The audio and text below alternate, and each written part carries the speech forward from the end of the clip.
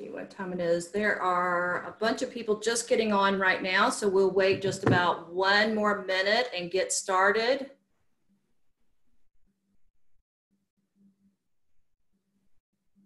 Lots of attendees.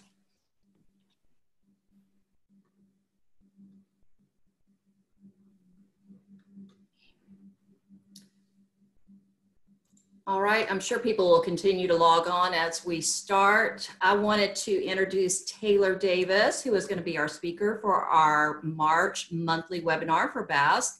She is talking about school connectedness. Her slide is up and she has a phenomenal slide deck actually today. I love the colors that she's used in them. But I will let Taylor introduce herself a little bit more and start on the presentation. There is a chat box down at the bottom of your Zoom that if you have any questions throughout, just type it into the chat box to either me or Darian or just to the whole group. And in between, we'll stop and have Taylor answer some questions or have some interactiveness throughout this. So please feel free to chime in as the webinar is going on. Is this where I get to go ahead and tell everyone? You go ahead. I'm sorry, I was reading, there was already a message, but it was from Dr. Mark Weiss saying, go Taylor. Thank you. I will take all of the appropriate or appreciated validation and affirmation, which of course is something that we'll be talking about today.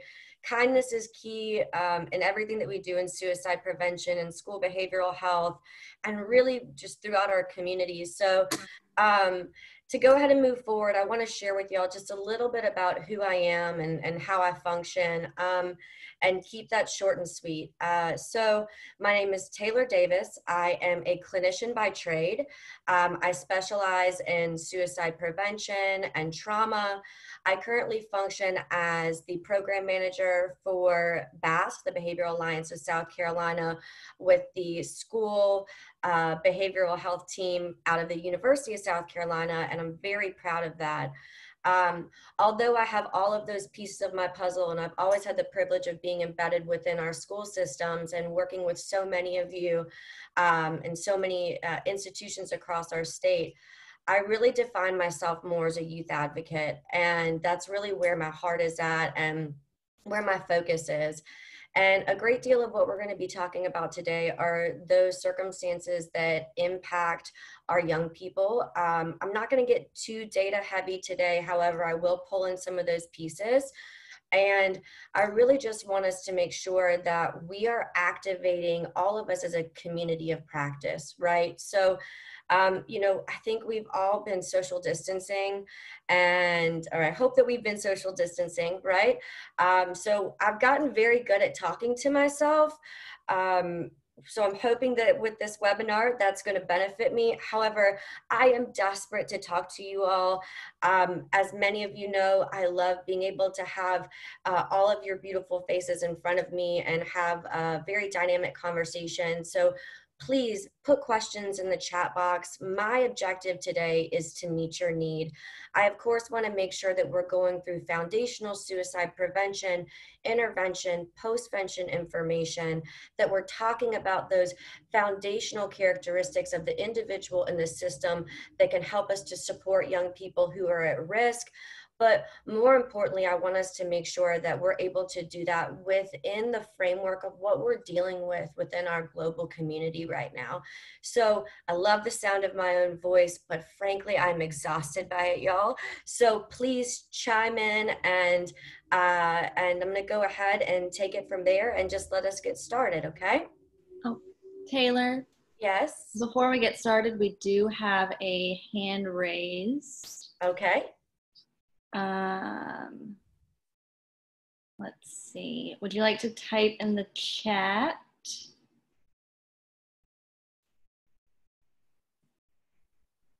Oh.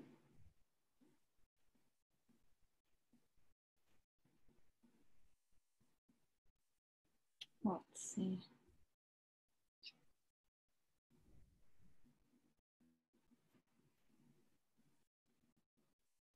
I love a thoughtful chat box. Okay. I think we will go forward for right now. maybe people are figuring out Zoom and raising hands by accident. Okay, no worries. I think all of us are definitely confronting trying to learn new technology in this new virtual reality that we're all living in, and certainly we'll talk a little bit about that today as well. But of primary import to me in any suicide prevention, intervention, or postvention training that I do, whether it's for clinicians, for doctors, for educators, for parents, caregivers, or young people, we always talk about respecting the moment, and respecting the moment is incredibly important, because what that means is something quite significant to us and for many of our loss survivor communities, right? So I asked you all to talk to me. I asked you all to ask questions. But what I want us to be mindful of is that suicide impacts so many. The ripple effect transcends the state of South Carolina, transcends our nation. It's definitely something that we see globally. So when I say respect the moment, what I mean is this: let's be mindful of the fact that thankfully we have so many individuals that are connecting with us through this presentation. So with that being said, we have a lot of different experience when it comes to lived experience of suicide. So be mindful of the way in which we're asking questions, and be respectful of what we know to be here with us today, as well as what we might not be quite aware of until we get towards the end of the presentation and expand our knowledge base around suicide prevention, intervention, and postvention. Another way that we respect the moment is this. You've seen Darian's lovely personage as well as Catherine's lovely personage here with us today. It's very important to me that you feel safe. It's very important to me that you know that you are not alone, that we are here as allies and advocates for you. So as much as I want you to put your questions in our chat box, if you need to private message either Catherine or Darian, because maybe you've been triggered by something, you might need to speak with somebody, we want you to know that we're here for you and we want to connect with you after this, and I'd be happy to extend that conversation. For those of you that may be watching this and streaming it afterwards, please know that if at any point you need to reach out to someone, at any point you're experiencing maybe thoughts of suicide, or you're feeling overwhelmed or overburdened and you need a resource, you can always call 24 hours a day, 7 days a week, the National Suicide Prevention Lifeline, which is 1-800-273-8255. There is always hope. There is always help. And that then makes me want to talk a little bit more about how I see my work in terms of respecting the moment, and my appreciation for your dedicating your time to this topic today, especially with all of our other responsibilities that we have going on right now. So I work as a clinician. I work in the field. I've specialized in suicide prevention for a number of years now. And oftentimes when I'm doing presentations or when I'm talking to community members, I get this very specific feedback, right? This feedback that says, you know, Taylor, it must be incredibly difficult to talk about suicide on a regular basis. It must be incredibly difficult to talk about grief and loss. How do you do that, right? That must be very heavy on your heart. And I'm a very transparent individual, so I'll tell you, of course, it's very heavy on my heart. But I want you all to look at this through the lens that I look at it through. What I know is that this conversation, our continuing education, the fact that there are over 200 individuals that wanted to be a part of this conversation today, that to me is hope. Anytime I'm speaking to someone who is dealing with issues of suicide, I look at the face of courage. When I look at communities across our state and across our nation that are making these massive changes in their systems, these massive changes in terms of increasing connectedness, understanding the value of our faith-based communities, of our school systems, of all of these resources, of just our individual human connectedness, that is what this work is about. This work is humanistic at its core. It's love at its core, but it's built off of a scientific basis. So what I want you to do throughout this entire presentation is think about all of the hats that you wear, all of the roles that you play, and please be an advocate for hope. Your being here today brings me hope, Your being here today ignites a conversation that we have needed to continue to have that we will need to continue to have, and that we've been trying to have for so many years now. And I'm just so grateful for you all. So please know that this work is about love. It is about life. It is about making sure that we are activating all of the beautiful resources that we have, and that we are functioning with teamwork makes the dream work. It's not about what we could have done. It's about what can we be doing to create the positive change that we need to see to positively impact our young people as well as the community at home. As a whole, right?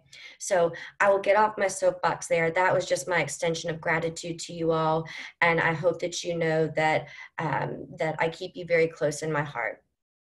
So moving forward, I want to start by us really defining what suicide is, and then we're going to talk a little bit more about what the experience of suicidality is like, right? And I know for a lot of our communities, whether we're clinicians, whether we're doctors, we're parents, we're caregivers, we're young adults or young people, even saying the word suicide can feel quite uncomfortable, right? And it's the reality that what we're confronting is that suicide has been a word that we do not discuss. It's been something that we keep underneath the table. But the reality is that suicide is simply the greatest mental health crisis that an individual can experience. And it is a serious public health issue. It impacts across ethnicities, across race, across religion, across age, right? Now, there's certainly more vulnerable populations, and we'll touch on that here in a moment. But what I also want us to be mindful of is that we don't want to put everything into a box, right? We don't want to say there's one potential cause. The causes for individuals that are experiencing issues of suicidality are very complex. They're incredibly dynamic, and they require us to be very compassionate in terms of the way that we are trying to connect with individuals or communities that are dealing with these issues. So we want to think from a very holistic standpoint, looking at the whole child, as well as looking from really a socio-ecological lens, which I'll unpack what that means here shortly. Moreover, something that you will hear us talk about in the school behavioral health community, as well as in most of our prevention communities at large, is preparation and collaboration are key. We have this high degree of fear around talking about suicide because there's these myths that have been deeply embedded into our communities at large, nationally and even globally, where if we talk more about this, individuals are going to be more likely to die by suicide. And my loves, if there's one thing that I can share with you today, that is most certainly not the case, right? We want to make sure that we are being proactive and not reactive, which means that we must be having these conversations. We must be uplifting the topics so that we're reducing the barriers that keep individuals that may be struggling, or families that may be struggling with these issues, from being able to speak openly about them, right? So we want to be prepared. We want to make sure we're collaborating, especially within our school systems and within our healthcare systems. Stakeholder involvement is key. And again, we will expand on that as well. Something else that I want to be mindful of that I share with you all today is something that we know within the prevention community. And I want to add a caveat to this. I have here, suicide is preventable, treatable, and recovery happens. This is true. I want to add to that, suicide is largely preventable, right? There are some deaths by suicide that unfortunately we consider impulsive, and I can unpack that if you all have any curiosities around what that may mean. However, we know that if we are attending to upstream suicide prevention, which I will also define here shortly, that we're better able to catch individuals who may be struggling with thoughts of suicide before they move towards actions that are related to those thoughts of suicide, right? Now, I told y'all I love the sound of my own voice. I am already getting exhausted by it. So this is where I expect you all to chime in. I cannot see you right now, but I know that you are engaged because I trust and love and believe in you. So this is going to be my first question to you. If we say suicide is largely preventable, it's treatable, everybody needs to be at the table, right? We all have a voice in reducing the instances of suicide throughout all of our communities. If this is the case, if this is a fact, if this is truth, yeah, then what is the greatest barrier to ending suicide? And I'm going to take just a breath for a moment and let you all maybe respond in the chat box, and have Catherine maybe share with me some of the insights that you all would like to provide to us all.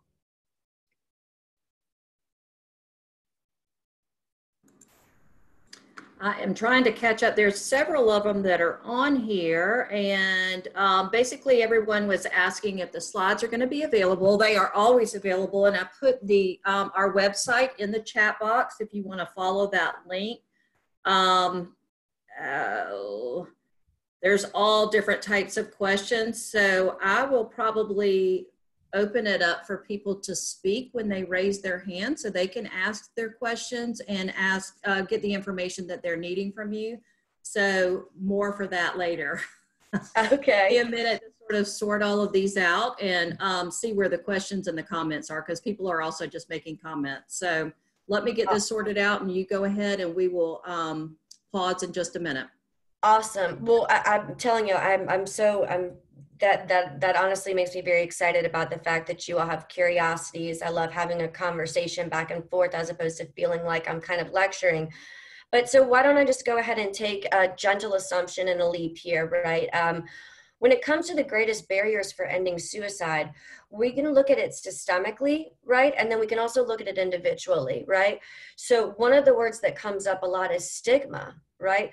There's stigma around just talking about suicide. I talked a moment ago about, these myths that are deeply ingrained into our communities, especially for our parents and caregivers, and even for some of our educators. We get quite nervous when it comes to talking about suicide with young people. What we know is that the more often we uplift these conversations, we reduce stigma, we reduce anxiety, and we ignite hope by saying, hey, this is a safe conversation to have. So that's more of a systemic issue, right? We struggle to even talk about and have a high degree of awareness around what is mental health, what is mental illness, what is dysregulation, right? And so most certainly, if we define suicide as the greatest potential mental health crisis, we can see where stigma would most certainly play a very prominent role within our ability to even engage around these topics. Now, if we take that to an individual level, let's say that there's an individual that's struggling with thoughts of suicide, and we think about this from a social construct, right? There's a high degree of fear. What am I going to get on the other end of this support? There's a high degree of concern when it comes to judgment, being vulnerable, right? There's a lot of shame when it comes to talking about this. And you will hear me repeat this multiple times, loves. If you are standing in front of someone and you ask them directly and genuinely about suicide, and they say yes to you, that they're struggling with thoughts of suicide or they've had lived experience of suicide, that is courage. But that's not a conversation that we have, right? So we really want to make sure that we're uplifting that so that we can reduce these barriers, which allows systems to change their procedures. It allows individuals to have more effective conversations. It allows us to shift social norms. So if I'm worried about you, regardless of if I know you from Adam, I can intervene and support you, because kindness is connectedness. So we really need to break down a lot of these arbitrary social boundaries. So let's go into what I think will help us to understand a little bit more about what suicidality is. So even though I said that suicide has touched so many of our communities, and I'm mindful that we may have individuals on this call or on this Zoom who are survivors or lost survivors, or maybe currently struggling with thoughts of suicide, I'm also mindful that for many of us, maybe we haven't been touched by suicide yet. So it can be a very hard construct for us to understand. And I'm going to try and unpack that in a way that we can really have a more deeper level of connectedness to what this topic is. So this is a very broad definition, and I trust that you all can read. So when in the clinical community, we talk about suicidality as SIB, right? We love our acronyms. So SIB is suicidal ideation, which is thoughts with or without behavior, right? Now, what I want to focus on with suicidal ideation or suicidal thoughts is that oftentimes this lived experience can be minimized because we've had a very reactive I guess, kind of standard or protocol for how we respond to suicide, right? It doesn't necessarily become a high degree issue until we've seen individuals engage in behaviors. And what we want to make sure that we're doing is we're placing the same level of concern and empathy for those individuals that are struggling with thoughts of suicide and whatever they may sound like for them. So we have individuals that may have active suicidal ideations, and then we also have individuals that we define as having passive ideations. So a wish to die, a wish to go to sleep and not wake up anymore. We hear that a lot with our younger youth, right? So our goal as gatekeepers, our goals as systems is to make sure that we are tailoring our strategies, we're tailoring our supports to those individuals that may be struggling with thoughts of suicide, and that we're saying, I hear you and I'm here for you. I see you, I sense you, and I want to validate that pain. Because in reality, loves, that is exactly what suicide is. Now, we get very afraid of suicide because we have this perception of it that I have to fix something. But suicide is no different than any other pain that somebody may be in. We need to respond to it and we need to triage it. Now, the fear for those of us as caregivers, right, is that we do want to fix it. We are afraid of, is there a right way to talk about it? Is there a wrong way to talk about it? And what do I do with it when someone says yes? And the good news is we're going to talk about some of those strategies today. And my hope is that we can extend this conversation later if need be. But what I want to explain to you about suicide is, you've heard me say, that it is the greatest potential mental health crisis. So we look at suicide in the same ways we do any other physical health crisis, right? If I go to my cardiologist, they're going to monitor me and make sure that they're assuring that I'm not at risk for potentially having a heart attack. I go to a neurologist, they're going to be monitoring me for a stroke, right? But a lot of times, we feel quite comfortable with triaging physical pain or having those protocols. Unfortunately, this is invisible pain, and it's pain that we don't always know how to attend to. The signs and symptoms of this pain can be very nuanced. But what I think is more critical for us to understand when it comes to an individual that may be experiencing suicidality is how it plays on the brain. So let's think about this from a developmental concept, right? So if we're thinking about young people, youth, adolescents, what we have to understand is that the symptoms of suicide actually play on developmental deficits, right? So our prefrontal cortex is not fully developed until we're 25 years old. And for those of you that may not be familiar with how the prefrontal cortex kind of serves us, that's where we have a lot of our executive functioning. So my capacity for future-oriented thought, yeah, as well as my capacity for emotional regulation, conflict resolution, all key in being able to cope with the experience of suicidality. Well, if I'm a child or an adolescent, developmentally, I don't have that capacity yet. So we have to be able to teach that, yeah? So the symptoms of suicide impact the brain. And what ends up happening is if I'm experiencing a suicidal crisis, I end up getting into a point where my brain begins to lie to me. And that pain starts speaking so loudly. So suicide is not about death or dying. It's not about life or death. Suicide is about escaping pain. So our role is to say, what is it that we can be doing to triage this pain, to ignite hope, to respond effectively, right? It looks like we might have a question here. We do. Joyce McDaniel Felder is with Orangeburg Consolidated School District Mental Health Facility, and she was asking, with everyone home right now, and that she deals with suicide questions on a daily basis in the schools, and since schools are closed and children are home now, how can she, along with the team, better aid the children and their families through Facebook, district, webpage? She's done all of those things. How else can she reach the families and the children that might have suicide issues while they're home? So Joyce, thank you. That's a brilliant question. So we're going to talk a little bit more about that when we get to protective factors and increasing connectedness here shortly. But just to give you a bit of an idea, I know that for us right now, especially with social distancing, it increases our anxiety levels around being able to create that degree of connectedness. The one thing I did hear you say, or hear you type, is that what we're looking at here is how do we empower the family system? What resources do we need to be giving them so that they can emotionally inoculate their children and be able to have these conversations effectively in the home? I'm going to be providing some resources as we get further on down through our conversation here that will help you to facilitate some of those goals. I'm grateful that that's already on your mind because it's most certainly something that is on our mind as well.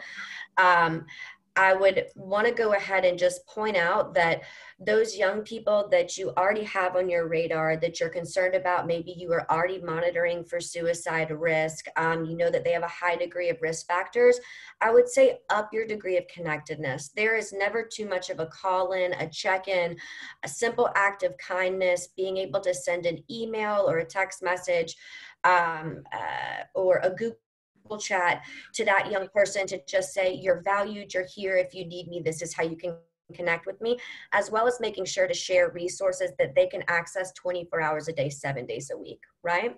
So I think with that question, it's maybe telling me that I want to move ahead a little bit to get to some of those resources. And just for the back of your mind, there are lots of comments about people struggling with stigma and how to broach the subject. So I think that's part of your slides and part of the presentation, but just keep that in mind that there are lots of comments about people concerned about stigma and children or families actually coming to them. So is it around the fear that they're not going to reach out? That stigma is the greatest barrier is one of the comments, and that people are just concerned about reaching out. And, you know, how do you see signs of this without someone having to come up to you and say, I have a problem? All right, so I'm grateful we're all on the same page. That's exactly where we're going to be moving to. So let me just go ahead, and given that this is what we want to focus on, let me get through a couple of these slides and get down to the meat of the matter here.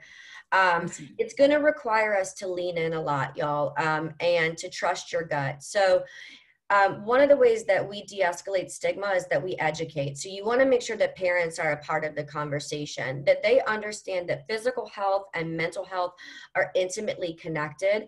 You know, to be able to say, one of the things that I talk a lot about with parents and caregivers is if your son or daughter was experiencing symptoms of the flu, or if your son or daughter or individual that's in your care were to break a leg, how would you respond to that, right? You would make sure to up their level of care, make sure to get them to the appropriate resources that they need to triage that pain, and make sure that their environment is safe for them, that you're consistently checking in.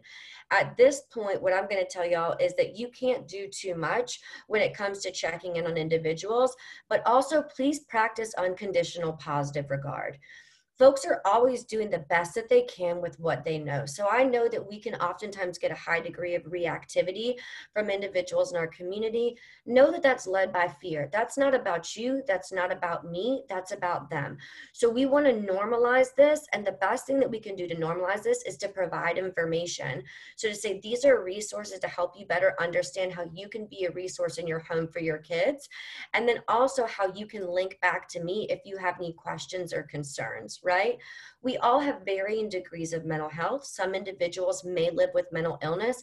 And I know that right now, one of the things that we are all definitely experiencing as a global community and within our state is a high degree of dysregulation. And so that does increase fear and it does increase reactivity. So the biggest thing that I want to promote is that if we know better, we do better. So sharing information like, for our parents that suicidal crises are not forever, that recovery happens, right? With just like physical health, it's treatable, diagnosable, preventable, and recovery happens. They've got to hear that, right? Because we can't make assumptions that everybody knows what we know. Moreover, we want to make sure that I would rather provide more than less, especially within the guidance of what we're dealing with in terms of social distancing right now. But something that's also important is when we're talking about recovery happens, when we're talking about being able to stabilize an individual, what we have to realize is the critical import of connectedness and what connectedness really means, right? So it's how are we connected to groups? How are we connected to each other? And then also, how are we connected to ourselves and our history? And that's where you can also leverage that family system and have a conversation about, well, help me understand what your beliefs are around this. Let me educate you around some of the myths that may be keeping you from having these conversations effectively with your young people. And there are most certainly an abundance of resources on how to talk to your youth about suicide. I'll share with y'all the Dougie Center. I'll also include this in my links. The Dougie Center is a great resource for additional language, and we'll also talk a little bit more about language here in a moment. But what's key about connectedness here is connectedness, be it connectedness or school connectedness, is about the perception of emotional support. So I know a lot of us are saying, I miss my hugs. I miss my ability to see my children right in front of me, my students right in front of me, my colleagues right beside me. But remember, small random acts of kindness are just as meaningful and just as powerful when it comes to suicide prevention, but also knowing how to ask, knowing when to ask, and knowing your resources to increase connectedness are key. But knowing that creative strategies in this time are always going to be the best things that we can do, because we're all going to have to come together as a collaborative community to really say, what are the things that are working for us versus what are the things that maybe we need to shift in this changing time. Now, I'm incredibly fascinated by school connectedness, and I'm certain that this is something that you all have talked about. And if not, what I really want us to focus on is the notion that school connectedness is about the perception that young people have that they are valuable and meaningful to us over and above just academics. Now, that doesn't mean that we're throwing academics out the window. We want to see them succeed. But what we really are focusing on here is the value of our relationships. So the fact that you all are engaging in this conversation today, that you're wondering how you can reach out more effectively, that is what shows our young people that they matter to us. The fact that I've had parents and caregivers calling me saying, wow, Taylor, it has been phenomenal that I could barely get through my workday because so many of our educators are calling just to check in and to say, hey, or sending messages. That is meaningful, and you are doing enough. And you have got to hear that, right? Because we've got to be mindful of our own burnout in these times. But at the same time, we have to be able to say, I'm doing enough. What is my scope? What is my reach? What are other ways that we can be connecting and using each other as resources to increase connectedness, right? And what you'll see here on this particular slide are very broad notions of what connectedness is. And what I think is most important here is that when we talk about implementing an effective suicide care pathway within our schools, they actually mirror what connectedness is. So you look at stakeholder involvement. So we think about teaming, right? Making sure that everybody's at the table, checking in with not just young people, but also saying, hey, parents, caregivers, how are you all doing? Is there any other way that we can be supporting you all and igniting resources? What do you need from us right now? Especially because we're really looking at those creative strategies, making sure that we have protocols that empower our systems of care, that make sure that they are inclusive, and that we're also creating the potential for education around those protocols and these strategies, not just for staff and administration, but that we're also looking at social emotional learning for our young people, especially during this time. How are we making sure to uplift conversations during virtual learning that are talking about self-awareness, that are talking about emotional regulation, that are talking about effective relationship building, right? Those are key components for upstream prevention, be they in a virtual setting or in our more traditional academic setting. And then you'll always see the importance of trusting and caring relationships. Our relationships are key, they are critical. We matter so much to these young people, whether we are face-to-face with them or we are camera to camera with them, or if we're checking in and we're leaving voicemails and text messages. So I'm going to go through this relatively quickly. I want to be mindful of time here. So when we take a closer look at school connectedness, what we have to acknowledge is that a lot of the issues that we're trying to combat can be supported, and the protective factor of school connectedness actually communicates to those issues, right? So when we're looking at how do we reduce issues of skipping school, seeing more violent or deviant behaviors, fighting, bullying, maladaptive coping mechanisms like the use of substances, emotional distress in and outside of the classroom, and most certainly for today's presentation, the experience of suicidal thoughts or suicide attempts. I've said this from the get-go. Our schools are our greatest resources because of the individuals that are embedded, because of the care, the heart, the work that you all put in, the love that you show to these kids, the fact that we feed them, the fact that we love them, the fact that we provide routine and consistency and continuity of care. And that's really critical within suicide prevention. That one smile, that one hello, that one hug with consent once they are legal again, right? So fist bumps, elbow bumps in the interim, that actually can shift the entire trajectory of a young person's day and even our days, right? So when we look at three primary characteristics, high academic standards coupled with teacher support, that means we also need support from our administration and from our districts, an environment which relationships are positive and supportive, right? There's a high degree of empathic response that's also guided by procedures and guidelines of how we deal with classroom management, even during virtual learning, and how we can share that maybe with our parents and caregivers as they're also navigating, trying to teach our young people, and then being able to feel physically safe in their environments in school. And I think that this is also a conversation that we could most certainly expand upon, because I'm sure many of you, as am I, are very concerned about so many of our young people that are going into their homes where there is a low degree of protective factors. Maybe the family is experiencing a high degree of dysregulation. There's a high degree of disconnectedness, and we're thinking, what do we do for those young people? And those would most certainly be the young people that I want to check in on as much as possible. And I'm excited that I'm going to share with y'all some additional ways to do that in a moment. So it seems like we do have a lot of questions and comments and curiosities, but what I want to focus on here is that school connectedness is about perception. So how do we influence perception? And I'm going to throw this actually back on myself to keep us moving forward as effectively as possible. So there's two very key components when it comes to how individuals perceive us, right? As safe and supportive others when it comes to suicide prevention, or a myriad number of other topics that fall underneath this umbrella of vulnerability.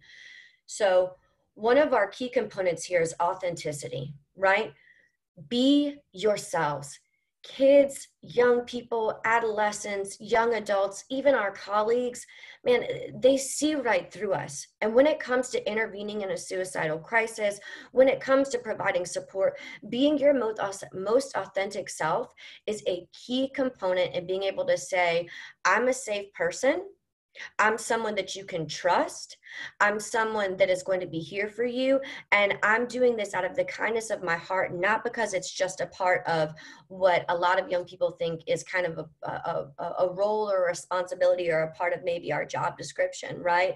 Which it's become a part of our career paths, but we want to make sure that they understand that this is coming from the heart. I don't think any of us chose to be embedded within school systems or support young people because we thought it was going to be easy.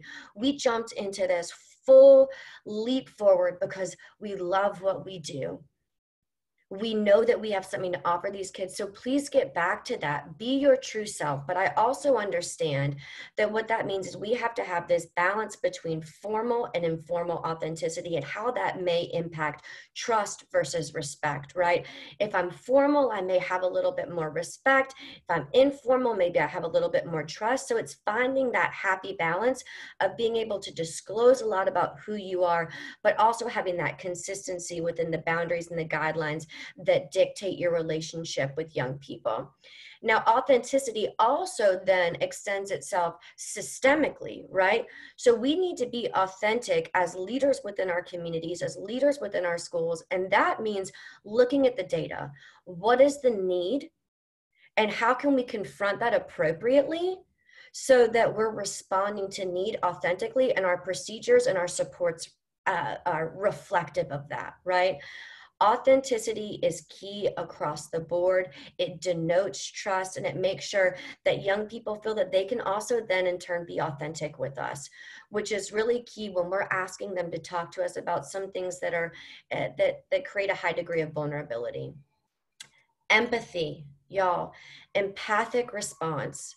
And I want to take this to a different level, not just a surface level of empathy, which I think we talk about is putting yourself in someone else's shoes. We really want to talk about deep empathy. And that is a critical component of being able to intervene with someone that we're worried about. I sense your sadness, and I sense your need for support, and I feel it, right? That's a sense of deep empathy. And that allows us to be able to engage more appropriately with young people and again, bolster our authenticity, right? I oftentimes get a lot of questions about, can you teach empathy? Absolutely, you can teach empathy by sharing lived experience, by sharing stories, by being more authentic, by saying, well, this is how something impacted me, right? Not making it about us, but saying, you know, maybe this will normalize things a bit for you.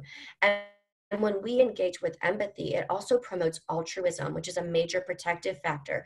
It gets ourselves out of our own kind of bubble that we have a tendency to live in and allows us to meet someone where they're at. And when someone's experiencing a suicidal crisis, they're having thoughts of suicide, they need to make sure that you are present with them, that you care deeply, and that you understand that they're in pain, and that your only goal is to meet them where they're at, respond to that pain, to show them love. And importantly, y'all realize it is not your job to fix it. It is your job to walk alongside and to know the resources to bolster resiliency for that individual, and to communicate to them that A, they're not alone, that B, there is support, they are not an island of one in any capacity, and that we can talk about these things and that there's strength in those conversations. So I love this idea of a cultural of consistent improvement, right? And this actually comes from Jim Knight. And I think that's where our social emotional learning really comes in: self-awareness, self-management, social awareness, relational skills, and responsible decision-making. The question here is, are we teaching our parents how to have these same conversations at home, right? So I'm going to skip through this. I want to share this. And again, the slides will be available to you all afterwards. As you just heard me say, I want to make sure that we're able to transition these services into the home. So these are some resources that are available for our parents and our caregivers to be able to have these same conversations, embed some of the supports that we have within our districts. So now let's take a bit of a deeper dive. We consistently say in the suicide prevention community, if we know better, we do better. That means across the board, we need to understand risk factors, know the warning signs or invitations for a conversation, and promote protective factors. And Joyce, this is going to go back to your question, and I imagine many other individuals' questions as well. So first and foremost, we have to speak a common language. So you'll see here on the left side of your screen, survivor, lost survivor, died by suicide, completed or suicided, upstream prevention, and postvention. So Survivor refers to any individual that may have attempted suicide but is a rock star and they are still here with us today, navigating their journey to recovery. They are survivor. We use strength-based language. It is courage that you are looking at. It is a consistent movement forward. A lost survivor is any individual who has lost a loved one or a friend to suicide. We have a very robust lost survivor community throughout our state as well as throughout our nation. It's something that we need to be mindful of, especially within the educational and healthcare community. Died by suicide. This is the appropriate verbiage to use when describing a loss. I know that we have said for a very long time, commit suicide. We're actually getting away from using that term commit because it's a value-laden statement. So please try and shift your language to died by suicide, because that is exactly what happened. Completed or suicide is also referencing an individual who has died by suicide. I stick with died by suicide because it feels more natural to me. Upstream prevention efforts are all of those things that we can be doing, like resiliency education, social emotional learning, educating our parents and caregivers, having coalitions, task forces involved that are trying to make sure that we are focusing on those individuals that may be dealing with thoughts of suicide, but have yet to engage in suicide behavior, so we can catch them before they move over that threshold. That also includes, what are we doing for screening within our schools? What are we doing for universal screenings? And postvention is a word that is unique to the suicide prevention community and suicidology, which is how we respond after a loss. This is when we need to take the time to make sure that we are attending to grief, that we are attending to building in supports, and that we're not focusing heavily on prevention, because postvention actually is prevention. I oftentimes get asked about the whys, and this has a lot to do with data. So we know that suicide is the second leading cause of death for youth ages 10 to 24. It is the second leading cause of death in the state of South Carolina, most certainly for youth ages 15 to 25. We see youth as young as 5 years old that are dealing with issues of suicide. Now, that's very difficult for us to confront, but the more realistic we look, or the deeper that we look at the data, the more that we confront what we're up against, the better we can strategize. So a few of the whys why we've seen these numbers on a consistent incline is, that we're seeing what Dr. Thomas Joyner refers to as perceived sense of burdensomeness that is combined with a thwarted sense of belonging, and then a high degree of capacity for pain.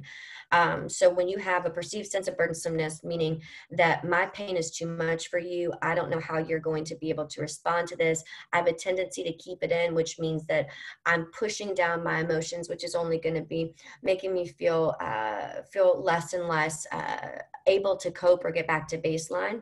Thwarted sense of belonging, there's no place for me. There's no sense of community for me. And we know that connectedness is key, right? We'll talk a little bit more about toxic stress, coping skills, perception of mental health, and then a little bit more about connectedness here in a moment as well. So let's get into risk factors. Now, when it comes to understanding risk, the way that I want to dial this down for everyone is that we all have varying degrees of risk. However, some of us may have a higher degree of protective factors, social supports, a higher degree of connectedness. But when it comes to risk, these are situations that exist internal and external to the individual that increase the likelihood that they may be dealing with issues of mental health, developmental illness, or develop issues of suicide, including potentially dying by suicide, right? So their experiential backpacks are exceptionally full. They're very weighed down, right? So if we expand upon that, we look at it from that socio-ecological model that I discussed earlier. Categories are suicide-specific characteristics. So maybe I have a history of suicide either within my family or within my own lived experience. Most certainly demographic risk factors play a role. We've talked about age as a factor. We also know that we see more deaths by suicide in our rural communities. A lot of that has to do with lack of access to care. So we've got to think about how we can bolster that. Specific diagnoses, family, social factors, precipitating events. For our adolescents, we always want to be mindful of the fact that they develop their identity off of their peers, which means that when we have circumstances like breakups that happen or disconnection from friends. Those could be precipitating events that can trigger suicidal ideation. So we want to check in and see what that means to them. Treatment history difficulties, and most certainly access to means. We want to limit access to means for those individuals that are dealing with suicidal crises. Okay. I'm not going to take a deep dive here. What we know is there's most certainly risk factors that are salient to young people that may not be as relevant for our elders. So family crises, experience abuse in the home, domestic violence in the home, loss or separation, violence, school crisis, disciplinary or academic. We know that during disciplinary and academic crises, we oftentimes see suicidal ideation increase. And this is an opportune time for us to intervene and just ask some very specific questions. All right. So when we're looking at our risk factors, what we know is that there's a certain way that that we're going to display that we are overwhelmed, overstressed, overburdened, and in need of support. Now, we might not know, and by we, I may say young people or the rest of us as a community may not know that we're displaying these warning signs. But those of us as caregivers, it is absolutely our role to attune our instruments, our minds, our hearts, our guts to being able to see, sense, and hear these signs, right? So what you see on your screen now are a list of behavioral indicators that someone may be dealing with an issue related to mental health or related to suicide, right? So why we say invitation is it's simply an invitation for a conversation, y'all, for us to do compassionate check-ins. You are allowed to be nosy, y'all. In South Carolina, bless your heart, be as nosy as you need to be. Check in. I'm safe from suicide, so I might say something like, Taylor, hey, I know you've been going through a lot lately. Your parents, I've heard, have been arguing. You haven't been able to hang out with your friends as much. And I noticed that you haven't been on social media and that you've been talking about, you've been talking about death or dying or posting some quotes I've been concerned about. I know that when individuals are overwhelmed, sometimes they can think about suicide. Are you thinking about suicide? Because if so, you can talk to me, love, right? That's a way that we embed the protective factors, the risk factors, and the signs, yeah? Now, most certainly, we want to be mindful of moods, right? So then we shift over to our moods here, right? And I want to focus here on the right side of your screen. No sense of purpose, no reason for living, whether they're expressing that or you kind of see that in their affect or the way that they're being. Anxiety, agitation, dramatic changes in mood, sense of being a burden, right? So when you start hearing that language like, well, I don't think I can talk to you about this, or like, you don't need to worry about this, I'll be fine. That's one of the times I check in, because we all know what fine means, right? I'm not going to say it here because this is being recorded. I'm going to trust that y'all know what fine means. It means it's time for a check-in, all right? Profound sense of loneliness or sense of fearlessness. If I don't care whether or not I'm going to be here tomorrow, you're definitely going to see me engaging in more reckless behaviors. And most certainly, I want to focus on those behaviors that push us away, right? So rage, anger, or seeking revenge. If I am outwardly angry, there's a high likelihood that I can turn that inward. And so I want to make sure to say, your anger is warranted. How can we have a more effective conversation around that? Help me understand what's going on with you, right? Because so many of our kids that are at high risk, they have a right to be angry, y'all. They've gone through the mud, the muck, and the mire. And what's going on within our communities right now is incredibly scary, especially if we're not having open conversations with our kiddos around how to create safety and what this really means for us. So we want to make sure that we're being transparent, that we're being authentic, and we're being empathic. And most importantly, that we're bolstering protective factors, creativity around school connectedness, making sure that we are really appreciating the fact that we're being able to be at home with our families, whether they are our nuclear families or the families that we built. I call them our families, that we're thinking about accessibility and to clinical care. So we have so many of our school mental health professionals that are calling home, checking in on their kiddos. For the state of South Carolina, we have CCRI, the Department of Mental Health, that you can call if you're worried about a crisis, talking about resiliency, coping skills, and then of course, cultural, religious beliefs and spirituality are a major protective factor. But the greatest thing that you can do is ask, loves. So what does ask mean? ASK is absolutely an acronym. I told y'all we love acronyms, but it helps us to remember, right? So A, ask directly and genuinely. Do not be afraid of saying the word suicide. Do not be afraid of saying killing yourself, because that's what we're talking about. Suicide is a giant misperception. You've got all this brain fog that's telling you only have two options, life or death. So we have got to ask so that we can have this third option, which is keep safe for now, promote resiliency, promote connectedness, show that you care just by asking the question. You will do no harm by asking. And then S, seek more information. Be compassionately curious. You be a nosy Nelly. You dive in. Try not to be judgmental. Try not to fix it. Just listen. Listen to understand. Don't listen to respond, right? And then know your resources. Know who your support systems are. And let me tell you this. I know it is difficult to ask these questions. I'm a clinician. I work with individuals that deal with suicide as kind of a daily part of the way that they function. It is not always easy to have these conversations, but I will tell you what every young person has said to me, what every single one of my clients has said to me. My shoulders breathe and go further down when you ask me, because it takes the burden of my having to share that with you away, right? So you offer them strength. And if they say yes to you, that they're dealing with issues of suicide, it is a massive testament to who you are to them, to the safety that you've created, and to the fact that they are willing, ready, and able to have these conversations. And talking through suicide actually helps save lives. That's what the American Foundation for Suicide Prevention says on a regular basis. Talk saves lives. These are some skills that you can reference back to. This is kind of what we call in the clinical community as motivational interviewing. So it's ORS, open-ended questions, so you can get more information. You could ask that around risk and protective factors. A, we want to make sure that we are being exceptionally affirmative, right? That we're saying you're strong, you're resilient, maybe holding up the mirror and saying, this is why you're valuable, right? Reflective listening, I'm here, I'm in this with you, I'm in the moment with you. And then summarizing, making sure you come back to everything that you've previously discussed. Resiliency is key. That conversation promotes resiliency. Nurturing resiliency in our young people in our communities actually reduces the likelihood of suicidal behavior and promotes the likelihood that individuals are going to reach out for help.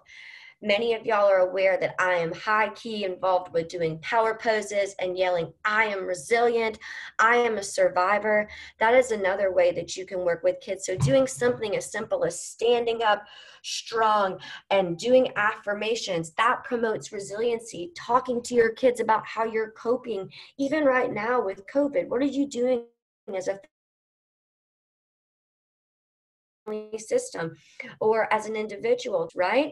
And what does resiliency mean to you? Take a very close look at what makes you resilient. How have you made it this far, y'all? We are all survivors. We have all been through something. Pain is a universal construct. So think about how you got here and how you're still here, and share that.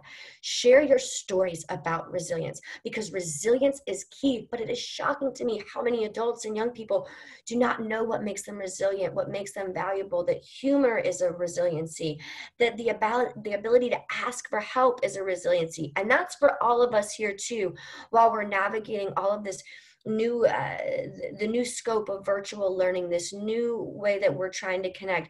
Rely on each other, because we also have to be mindful of vicarious trauma, right? And burnout. If you see something beautiful, say something. Small acts of kindness are of paramount import during this time. If you're worried about your child, be calm, simply have a conversation and create an increased level of safety, right? That's also if you're worried about your student or somebody that's in your family that may not be your child. Maybe they're your partner or a friend that you're concerned about, right? So this gives you a little bit more guidance. If you're worried about imminent danger, you most certainly want to call 911 or go to your emergency room, okay? If you're a community member, all of this basically says be engaged, support your schools. We've got to change the way that we do business around suicide. And that means that we've got to support new ways of engaging in terms of, are we screening? Are our procedures around best practice? Do we have stakeholder engagement? If you're a parent, if you're a caregiver, if you are a rock star status teacher, administrator, make sure you are on these decision-making teams so that we can promote health and wellness, but that we're doing it in a way where we're looking at data and that we're making sure that we have stakeholders at the table and that we are attending our interventions to the most vulnerable youth, but we're doing it from an evidence-based perspective, okay?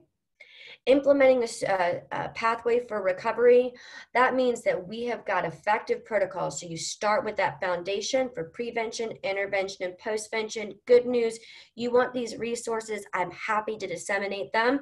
Whole system training, everyone, every last individual, from youth to elder, community member to teacher, to janitor, to cafeteria worker, to receptionist, to your principals, to district level leadership. All of us need to speak this language. Teach your protocols, right? It's not just about foundation. It's also about teaching your protocols, identified crisis response teams that are incident specific so we can bolster our skill sets so we have experts in our building, that we're screening, we're safety planning, we have guidelines to do continuity of care, we're accessing our resources, both national and local. So that means that you got to get together. Maybe you have a coalition, have a task force, have a subcommittee on your existing groups. This is how you build a functional pathway. So it might look something like this. Charts make it really, I'm happy to share this with everyone. You'll see it's built on a quantifiable metric. Quantifiable metric rather. So what you also want to do is make sure there's equity in what you're doing. Yeah. So let's look for those things that are public domain, that are empirically validated. This is the Columbia Suicide Severity Rating Scale, and it has triage points and individuals who engage around those triage points, but you'll see that everyone is involved. Yeah. This is a larger version of the Columbia for my parents and caregivers that are on the phone. I'm going to share a resource in just a moment. What is cool about this is that you can actually take this, it's translated to be able to use in the home as well. So if we're having these conversations in our schools, guess what? You're able to have the same conversations in our homes so we increase safety. This is what a safety plan looks like. It promotes resiliency. If you are conducting a screening tool, if someone is at risk, we want to make sure to say, I believe in you. I believe in your resiliency. I need to know what you're dealing with, and let's have a plan of action. This would be facilitated by your school counselors, maybe your school mental health professionals, school psychologists, or any other professionals or paraprofessionals who have been trained in this regard. Y'all, it's 2020. There's an app for that. This is called My3. It is 100% free. Download it to your phones and check it out.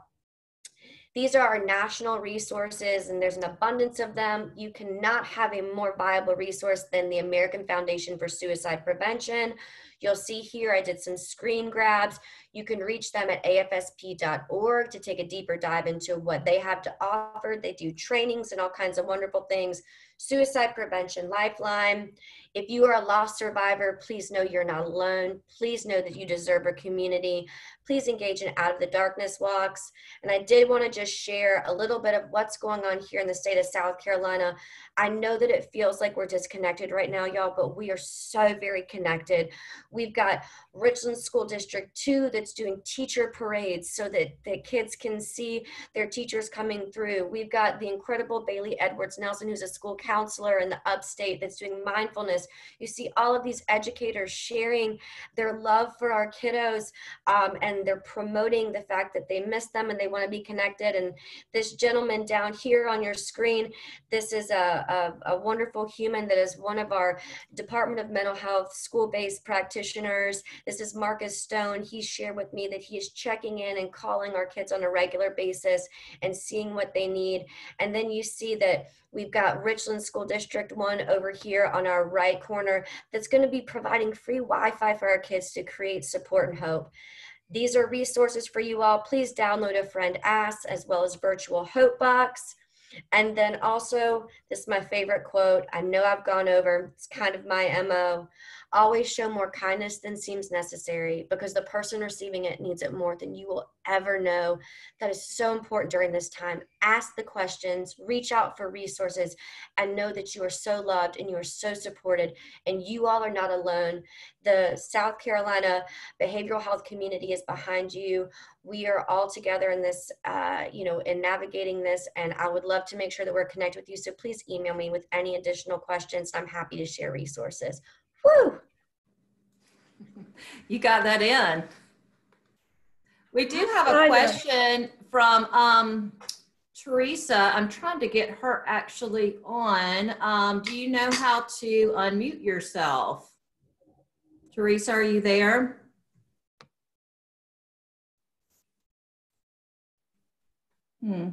There was also another question from Kayla that was saying that she has, and I think you probably answered it in that last one or two slides, but she has elementary age kiddos, and many live in low income homes where parents are already struggling.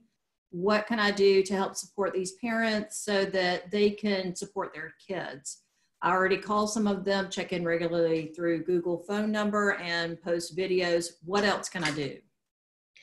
Tell me who asked that question again. Kayla. Kayla, this is a really incredible question. So this is actually one of the things where we say teaming is of primary import, right? So I would take time to really look at, if you haven't already, and forgive me if I'm being presumptuous here or making any assumptions that you haven't, but I would get your team together and really look at what resources you can aggregate in your community to share with those parents to respond to their need, right?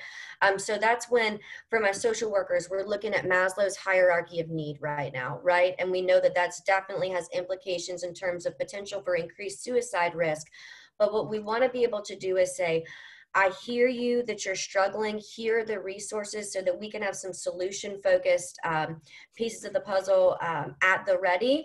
But at the same time, we also have to understand, and this is for all of us here that are still on our Zoom call, we need to be mindful of what our own personal boundaries are and what we are able to do during this time, right? So sharing resources, making sure that you aren't trying to be an army of one. I know we are all boots on the ground right now. If there's any way that this community of practice that we have built here, that we could share ways that you all have been engaging around supporting maybe some of our higher risk populations that are dealing with issues around poverty, resource scarcity, that would be incredibly beneficial. And I think over the next probably week or so, we're going to see a lot more community-based resources. I know the United Way is a fantastic resource to reach out to. We have those across the state. I would also look at other, here in the Midlands, we have resources like Mission Lexington, where they're able to provide food. Maybe there's a way that you all could get together with various parent stakeholders and say, okay, what are you really missing here? And is this something that we actually can do? But get a teamwork, makes a dream work mentality, put everybody at the table, and then go from there and see what brilliant things you can come up with, and then share those strategies, because this is a time where we all genuinely need each other.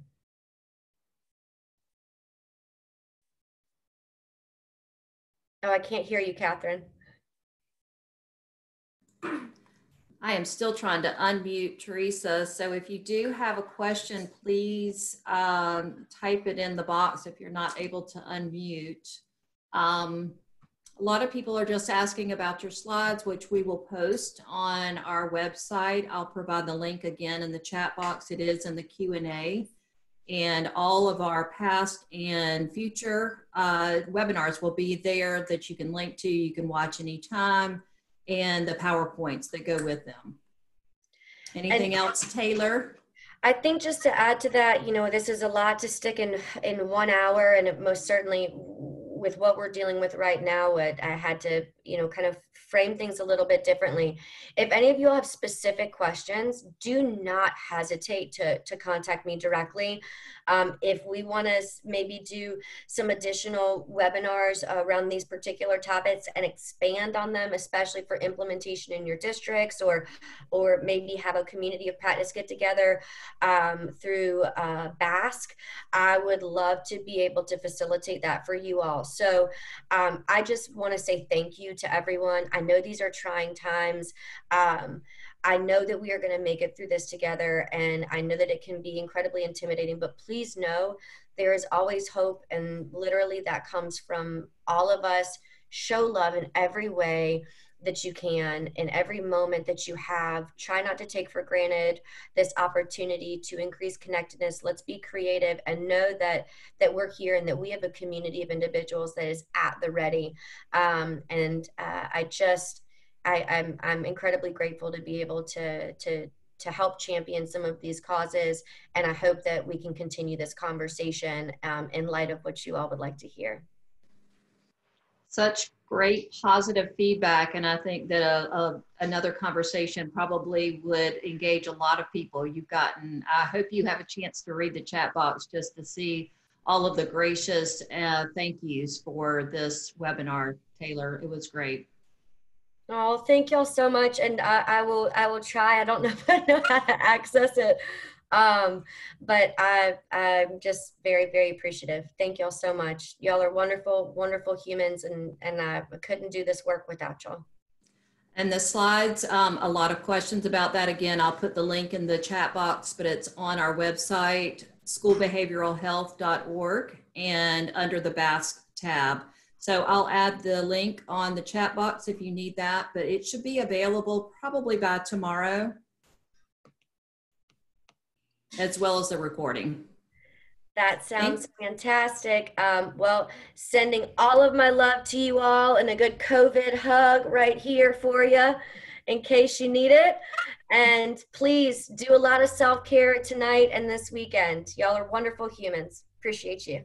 Right. Thank you, everyone. Thank you so much, Catherine and Marianne.